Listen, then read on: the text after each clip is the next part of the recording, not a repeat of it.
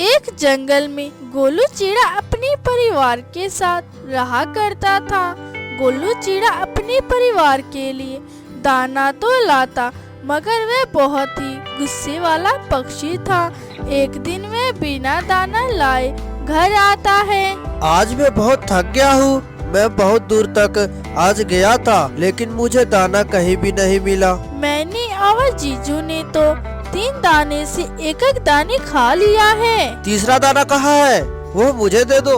जुजू के पापा, जुजू को कुछ मत कहना।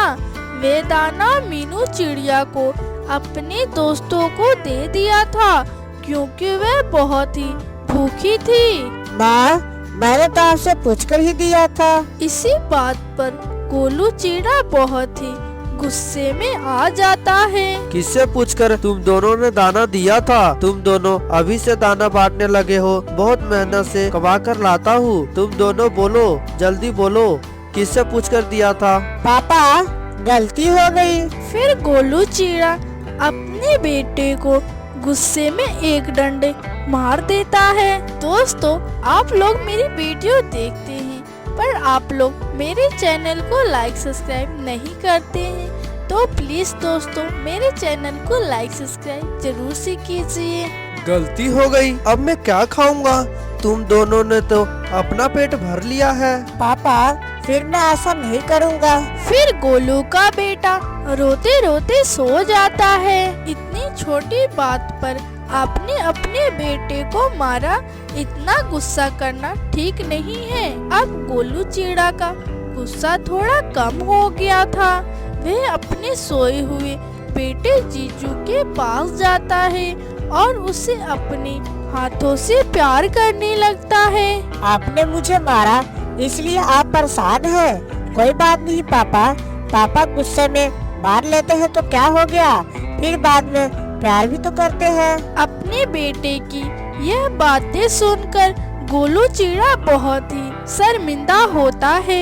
सुबह होते ही हर रोज की तरह गोलू चिड़ा अपने घर से दाना लेने के लिए निकल जाता है। आज वह उड़ते उड़ते बहुत दूर निकल जाता। वह उड़ते उड़ते एक अनजान जंगल में पहुंच जाता है। उस जंगल को उसने पहले कभी नहीं देखा था। एक जगह गोलू चिड़ा को दाना मिल जाता है।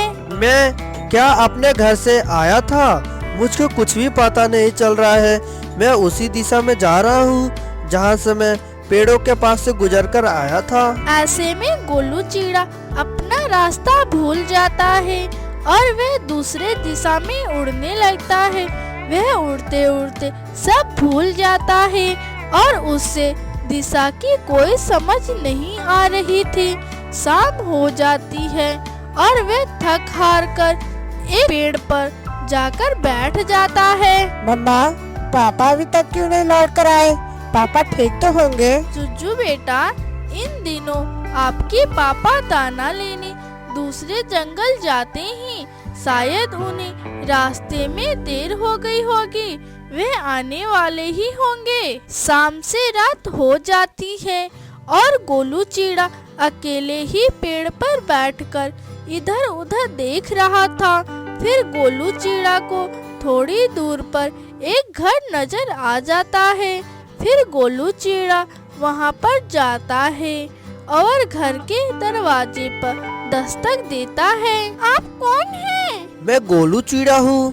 मैं अपने जंगल का रास्ता भूल गया हूँ। रात बहुत हो गई है। आज की रात आप मुझे अपने घर में रख लीजिए। इस घर में माँ और मेरा एक बेटा रहता है।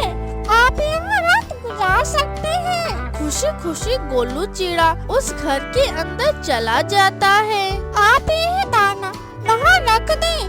कल जाते हुए ये दाना साथ लेकर चले जाना और आप ये मीठे फल खा लें। फिर गोलू चिड़ा अपना दाना दूसरी तरफ रखते हुए मीठे मीठे फल खा लेता है। देखो पक्षी, अगर आपको मेरा दाना खाना है तो आप मेरा दाना खा सकती हो।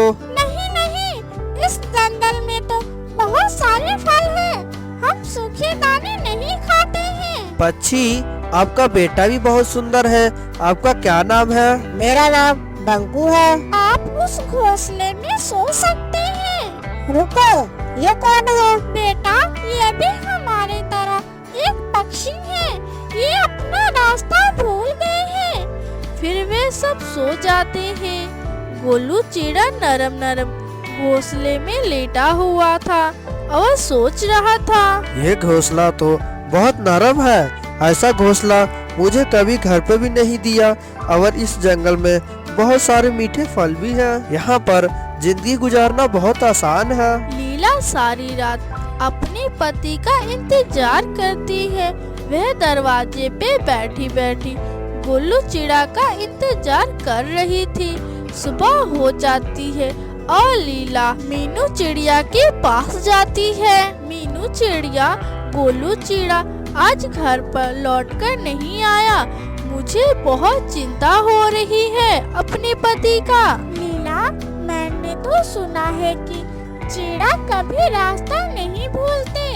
शायद आपको छोड़कर कहीं चला गया है। नहीं मीनू चिड़िया, वह ऐसा नहीं कर सकता है। वह मुझे छोड़ सकता है मगर अपने बेटे को कभी नहीं छोड़ सकता है। वह जरूर रास्ता भूल गया होगा। वह आज शाम तक लौट आएगा। आपको कैसा लगा मेरा घर?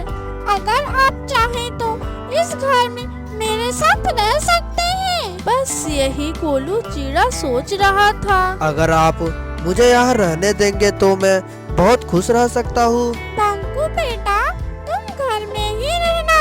मैं और आपके अंकल दाना लेने के लिए जा रहे हैं। फिर वह दोनों दाना लेने के लिए निकल जाते हैं और वह दोनों जंगल में जाकर मीठे मीठे फल तोड़ते हैं और कुछ फल अपने घर लेकर आते हैं। इसी तरह से कई महीने गुजर जाते हैं और जंगल में सभी फल खत्म हो जाते हैं। फिर एक दिन गोलू चिड़ा दाना लेने के लिए जा रहा था। उसे कहीं पक्षी, देखो आज जंगल में पूरे दाने खत्म हो गए हैं। मुझे ये सूखे दाने मिले हैं। मैं नहीं खाऊंगा सूखे दाने, मुझे फल चाहिए नौकर। क्या बोला तूने? नौकर? नौकर? फिर गोलू चिड़ा गुस्से में एक डंडे उस पक्षी के बेटे को लगा देता है। तुम्हारी हिम्मत कैसे हुई मेरे बेटे को मारने की? कबूतरी, नहीं देखा? इसने मुझे नौकर कहा। नौकर कहा तो क्या हुआ? ठीक ही तो कहा। तुम नौकर ही हो। अगर रहना है तो रहो, वरना यहाँ से चले जाओ। फिर गोलू चिड़ा दबे पाँव वहाँ से निकल जाता है और वह अपने जंगल का भी रास्ता भूल चुका था। फिर वह उड़ता है और वह उड़ते उड़ते बहुत दूर निकल जाता है और उसे एक पक्षी दिखाई देती है। फिर उस पक्षी से गोलू चिड़ा रास्ता पूछता है।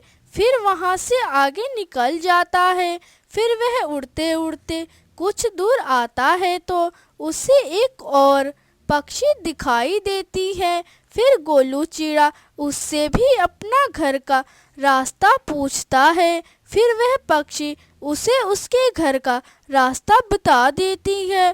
फिर गोलू चिड़ा वहाँ से उड़ते उड़ते अपने घोंसले में पहुँच जाता है। गोलू जी, कहाँ थे इतने दिनों से आप? लीला, मैं अपने घर का रास्ता भूल गया था।